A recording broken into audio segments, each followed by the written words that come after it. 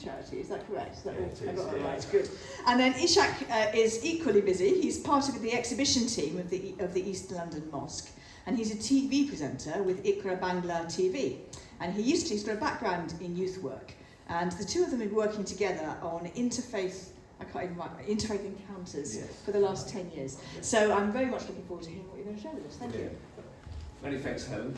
It's really good to be here this afternoon. So apologies for getting here quite late. I was sort of like stuck doing other stuff this morning. But I just want to say at the start how interesting it is, being part of what you've been talking about this afternoon. Because my experience as a youth minister, I can relate to that. I'm a youth minister in a church full time.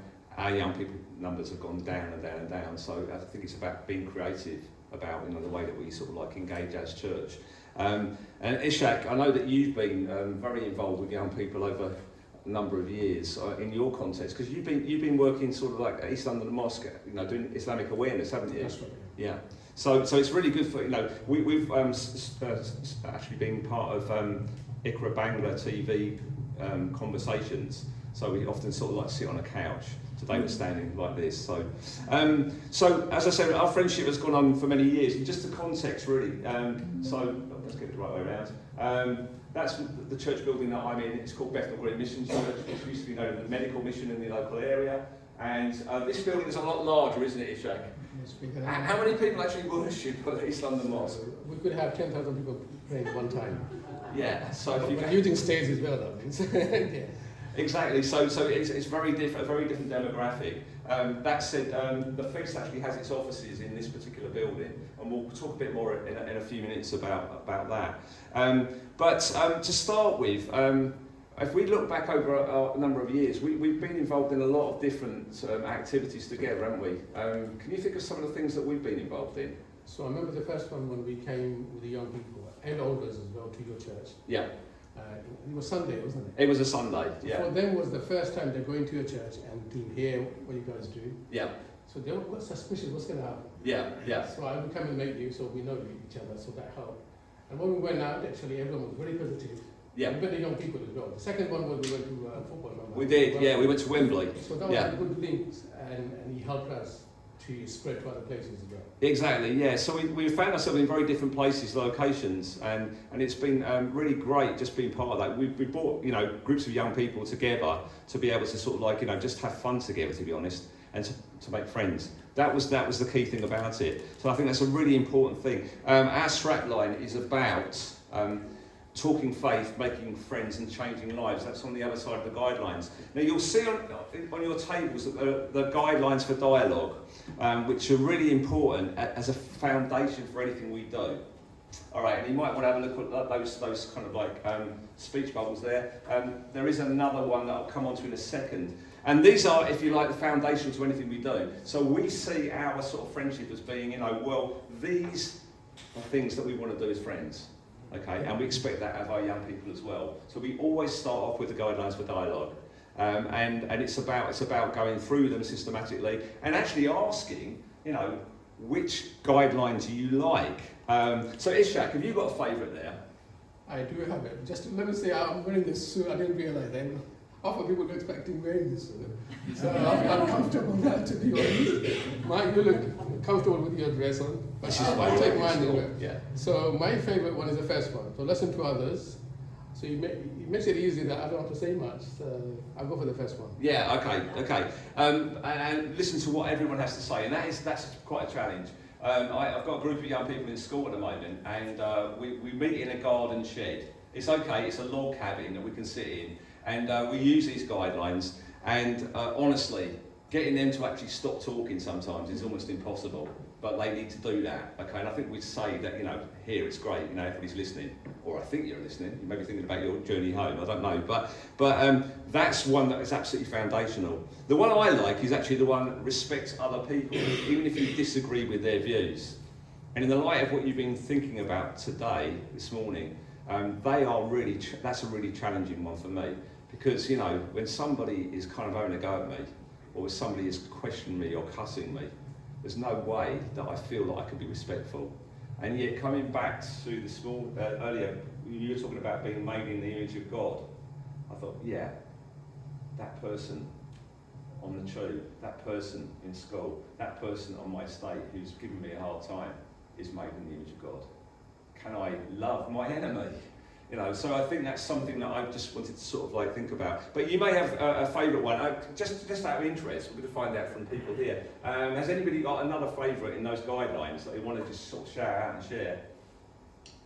Speak positively of your faith rather than negatively about others. Exactly. Yeah.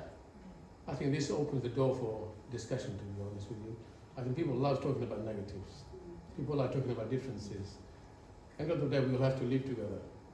And then the way we see in the world are moving towards, it's all negative, and division and dividing. Same thing happens in our faith as well. So, like you said, positive is the important thing tools to start with. Yeah. Like when we talk to each other, I think because we want this to work, Yeah. I don't think we never spoke negative at all. No. So if we make an effort to someone we don't like or we don't know, that would be a good effort to make that. Let's be positive. And that's what we want. So that is. Exactly, yeah. And another one. Anybody else wanted to shout out one that they really like, that they really appreciate? Acknowledge similarities and differences between our faiths. Yeah, totally. Yeah, and that one is very much leading on from what you were saying there, because it is about acknowledging that there are differences. Okay, we both share a faith which basically says, we want to encourage the other person to become a Muslim or a Christian, because we sincerely believe that. And yet we can actually sort of like stand here and talk about those differences and not ignore them. Okay, so we do a lot of that thinking around that. There are things we had a conversation just recently, in the Asda cafe. We were just talking about the state of the world. We were there 45 minutes just talking about all sorts of different things. And I know that we don't agree on everything, but we do try to talk those things honestly and sincerely with one another. And that's what we want our young people to be able to do as well, to have the tools to be able to do that. So that's really, really key, acknowledging similarities and difference. So just moving on really quickly, wanted to give you a little bit of a case study, I guess, of some work that we've done. So that I've just gone through all of these. These are all the different guidelines that you've got in front of you. By the way, there's one more thing that is really important to do is in the bottom right hand corner it says at any stage you can ask for a discussion to be stopped if you feel uncomfortable. That's really important as part of our safe space, and we encourage young people to do that. And incidentally, one more thing is we actually try and do this with our staff team, with our volunteers. It's foundational to everything we do. Okay. So just thinking about that interculture, that interfaith encounter, we did something on bringing a group of young people together from a local school, and there we are. Hang on a second. We had a school encounter which involved these two churches. So we started off at our church, at Bethnal Green Mission Church, and then in the afternoon we ended up at East London Mosque. And I was going to just ask Ishaque his reflections on sort of like how that was, because we had a class of about 30 young people with very different backgrounds. And if you can imagine, actually, when you go around the group, there's lots and lots of different people there that have either no faith, or are Sikh or Hindu or Muslim or Christian, or different orthodoxies within Christianity, or different sort of like experiences of faith, and that's really interesting. But what was your experience when they arrived at the mosque? I think I've done that a few times now. So yeah. You guys come twice. Yeah. Also, Salvation Army came with a big group. Yeah. They came a few times as well. Almost like they came every year now. Yeah. So when the young people comes in, there were a mix of people. I think majority were Muslims, right? Majority were Muslims to that one. Yeah. Even for them, especially the girls, yeah. Even for them was quite surprised they were. Like girls normally, because some of the mosques don't have access for women and girls. They may be smaller, or they don't have access for space and stuff like that. But in Islam, the mosque, they are open to everything. Especially there's an area for women as well. So when they came in, even for them to come to the very close to the stage where the imam stands, yeah, they all came into it. That was quite inspiration for them as well. And they were asking questions like, would be someone not Muslim with similar questions, see what I mean? What can we allow? When we're going allowed here? Can we come regularly? All that stuff is quite surprising for me. And the people from the schools, from other faith, and people with no faith, when they were asking us questions, you feel for them that they don't know almost anything about religion. You know, in the school or probably in the college, university, what do we learn about religion? Because religious people, some of us are hiding ourselves, that we don't want to show, otherwise people will think you're this, you're that. We are hiding, see what I mean? So for them, it's no access for religion at all. So I think they were really open and they were discussing it, they were sitting on the floor. When they went out, they were really friendly and shaking hands with every single one of them. So it's quite interesting. And I remember also we had a group of black Afro-Caribbean students with us. And you know, to start with, it was definitely very obvious that when they were actually standing there, you know, at the entrance of the mosque, they felt uncomfortable. All right. Now Ishaque was there, having conversations with them, and you know, it's quite a big deal to go into somebody else's faith building, and we really kind of like just noticed the body language of the young people, and when they started to see that, you know, there are rooms around the space, you know, where we can observe what's going on when people are praying. They really appreciated that. I remember there was something about the adhan as well, the call to prayer, and sort of just observing the young people, sort of like as they actually heard it. So it's similar to, so when we call them adhan, this is the only mosque professionals in UK probably giving adhan publicly. It's an open space. And people do hear it from quite far as well. And then some people would listen and they would come close. It's like someone singing, actually. So for the young people, actually, it was quite eye-opening. It was, and they appreciated it as well. Yeah, no, absolutely right. But you know, we're always aware of the fact that people are going to be fearful. You know, people walking into our church space are fearful. If you came to our church space, does it look like a church building?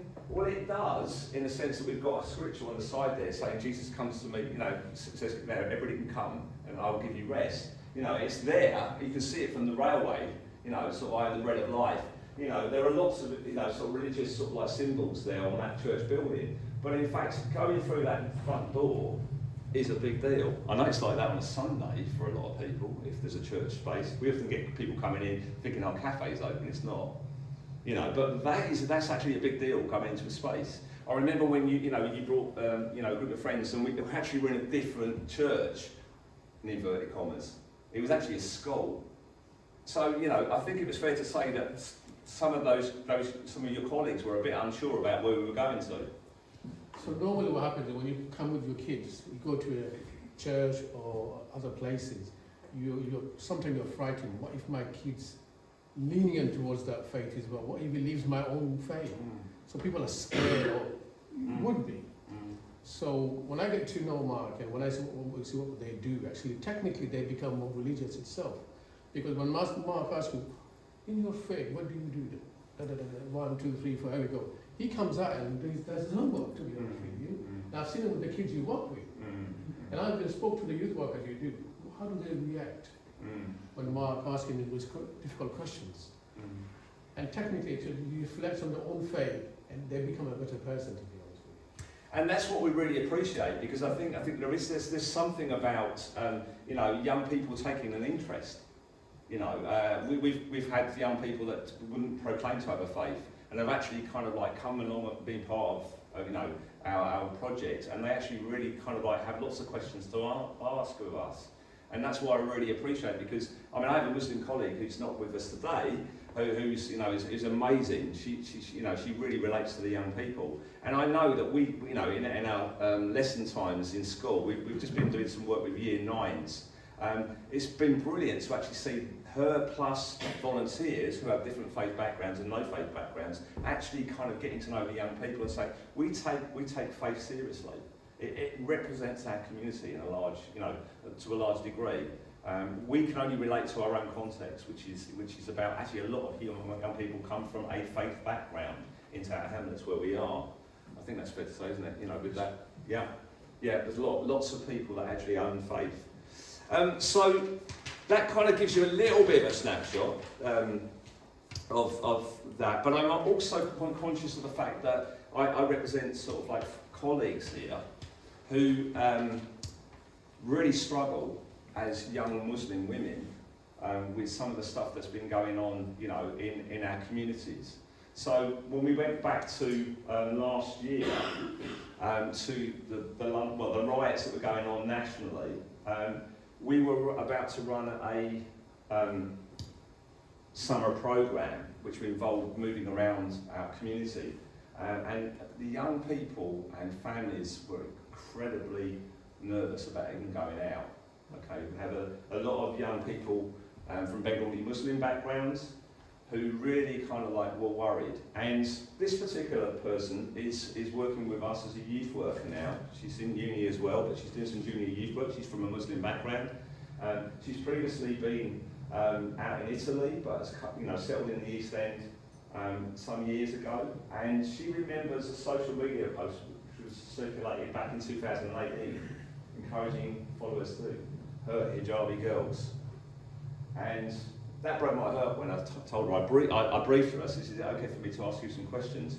But she said, you know, that was an incredibly challenging experience, very traumatic. I can't even begin to understand as a white Brit what that must be like. I'm going to ask Ishaque in a second about sort of his own experiences. This was another worker with us. She's actually an alima, so she's a female Muslim scholar who works with us. She's lovely. I'm going to do some interfaith work with her this year. We're hoping to bring some, you know, a group of Christians and young Muslims together. And she does vividly remember during that time how a white guy came up and threatened her and telling her to go back from where she came from. Now she didn't go into any more detail. There was a lot more on top of that. But she was very, very concerned, and that was what she decided to do. She opted to say nothing. Well, I don't think I would want to say anything. You know, and I have power and influence as a white guy. And then my colleague has also sort of just reflected a lot on this, and she looks, you know, she thinks about living and growing up in the East End, and I know you've been around a while, Ishaque, but I'm just very much conscious of, you know, what she said about, you know, the fact that, you know, she does feel a strong sense of community, but there are those, what we describe as stereotyping and microaggressions, or assumptions based on the fact that she's a Bengali Muslim, which is so part of her reality. But she's absolutely determined that she wants a different community. She wants a community of peace, don't we all? And she goes on to say there about sort of like her own experience of her, you know, the generation before, her mum and then her older sisters, and just talking about some of the accounts that she had from them. They wore the headscarf, they were hearing people making derogatory remarks, and this was very much sort of like contained here about the fact that, that Muslims are often depicted in a negative light, okay, and portrayed as villains or terrorists. The number of times I've heard say that is without count now. And it grieves me as a Christian to actually see that my Muslim sister is, experiencing that kind of Islamophobia. And so then, this was something that happened during the UK riots. Now, we had the benefit of countless numbers of people actually saying, you know what, go ahead with it. Parents can be reassured, but it's worth persevering and actually do something about it and go ahead with your activities. And so, there was a huge amount of amplification of anger, no doubt at all. Parents were deeply affected. But fundamentally, what we found is it led to more conversations. Our community kind of like gathered around us, which is amazing. And so my Muslim colleague said, we had a Christian police officer colleague who was actually getting intel to say, okay, it's okay to do this, it's okay to sort of carry on with this, we'll keep you safe. There were people from no faith backgrounds that were helping us with this, and that really kind of gathered community. So that's just a snapshot. Ishaque, what have your experiences of being part of our community been like over the years? So I'm from the second generation. So my father was the first generation, but I'm second. So my father couldn't speak English that much. So I am speaking, not that good. But my kids are grown up, so they, third generation, they don't speak Bengali at all. Not that good, to be honest. So young people we're talking about, people with the hijab and young, I'm talking about 20s and 30s there, they're probably third generation now. So they're not here, they're not even there, they're in the middle, to be honest with you. They don't have an identity anymore. So when we push, like we said, is it racism or something, whatever, when he pushes that and when they go home, they're almost pushed as well. So they're like, you have no identity at all. They're just like in the limbo area. So those guys need help from both sides, to be honest with you. They're here, this is their home. So it's really struggling, these people. So when you go home, if your mom would say, see, I told you, you should have been like me, you'd have been fine. But you know, you don't speak my language anymore, you don't have my food anymore, you're more like the people outsiders. That's what you get in attack, blah, blah, blah, blah, blah, blah. See, this is how mom's coming up with. And the friends are saying, so they don't know where to go to. Like you said, they're talking to you. Can she share this thing with her mom? No, she won't. So they need help. When it comes to young people, faith is seen as people are mixing religion and politics together. So they're taking over how people look in Middle East. They bring in a hair, they're probably like this. They're probably this, they're probably that. So somehow we looked into really into a downward and with a sympathy. We don't need that, to be honest with you. We need to be, look, we'll live together. Let's share it, and then that will help. So young ladies, like you said, Alima and all those things, they're going through quite a bad patch now. But like you working in the church, you're a minister. He helps them. Oh, if you can be that good, I'm sure the rest of them are good too. Otherwise, you always look into it. Oh, why you got hijab on? Why you got this on? Why you got that on? Why do you have to have this on? You know, every time it's questions and negative. Questions come with something else. So I'm glad you've done that, to be honest with you. They're working for you and they're working with you. You've seen them how good they are in their faith as well. So similarly, when people come to our mosque and our places, we have a lot of revert sisters and brothers as well. It's quite a lot, especially in East London Mosque. We have nearly more than 100 every year we get converted, especially the women's. I'm trying to help, I help some of them to find a partner. And when you see them, what they're going through, it's mind-blowing. It's sad as well. I remember one boy became Muslim and he came here and his mother said, you're not coming home anymore, boy. And what she done was she put cold water in his bed. I think they used to be better than me. And he went home and said, look, he called us and said, look, where can I go now? I'm not going to leave my faith. The only thing is I have to leave my mom. And it's really hard to see what they're going through. And same with the women's. Same with the women's. They've been hassled everywhere they go just because they changed their faith. So they're going through quite bad things. Even probably some people are converted to on your faith. So we need to open our doors for them. We need to open our doors, especially we need to, like you're working with young people. They make the differences. Most of us are in the age that we talk about things that doesn't matter probably anymore in the society anymore, to be honest with you. We've seen the world, but it doesn't matter to them anymore. But if the young person comes to you and says, these are my issues, drug is my issue, gang is my issue, where do I go? There's a knife in the corner, what do I do? And if we can open a church and mosque for them, they've got someone there to talk to, not judging them. So I think what you're doing is amazing. Oh, thank you, Ishaque. So as you can see, it's a complex sort of community in which to live. There are lots of things that we're doing. You just talked there about like Israel-Palestine, for example, and we in turn sort of like wondered how we might best respond. And the way we've responded to this is we've actually kind of got to know solutions, not sides. Who I would definitely encourage people to get involved. They are an incredible organisation. They have an interfaith component to that. There were Jewish colleagues there, there are Muslim colleagues. Some Christians are involved in that, and it's an incredible sort of resource there for people saying, actually, let's try and work some of these issues with the young people out safely in a safe space. So I've definitely encouraged people to look them up. But we, just to end now, I'm not very conscious of time now, but just to end, I just wanted to say that, again, we come back to acknowledging our similarities and differences, but also our commitments to live well with one another. And so, in terms of the feast itself, which is based in Tower Hamlets, but there's also you colleagues at the back there, I'm sure you know the Luton workers, Ulrika. They started off in Birmingham. We are involved in what we call youth encounters, so that could be bringing a group of young people together between a church and a mosque, or it could be a youth organisation, it could be within schools and colleges. They're what we call encounters, they're youth encounters. We do schools projects, which can involve us working right across, like all of 1 year group or right across the school. We're trying to encourage people to actually become ambassadors for the feast.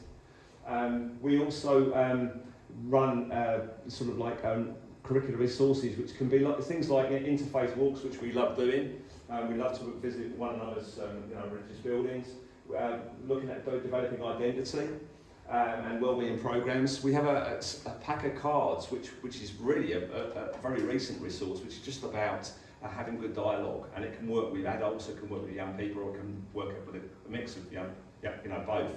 So I would definitely say that that's something that you can do. But also, we are really keen to actually offer training to community groups, and so whilst we're very small in number. We lack capacity. We want to be able to encourage others to do the sort of work we do. And fundamentally, we're about commitment to growing peacemakers. Because I think this is so important. I believe implicitly that actually we can, we are to look for the people, who are the gatekeepers. As one of the Gospels says, that, who are those gatekeepers that we can partner with. That is really fundamental to what we're doing. And I missed this bit off, volunteering-wise, there are lots of opportunities there. I was just hearing a conversation there about where young people get involved in participation. And I was very conscious of the fact that actually they can, given the right encouragement, be involved. We have what's called a local advisory group. Well, we actually call it the Feast Local Advisory Group. It's called a flag. I'm not sure about the terminology. You can see where that's going, it's particularly around gathering around the flag. But anyway, we like it. We mock ourselves around it. But we have some young people joining that. So we've got one of the girls who's just turned 18.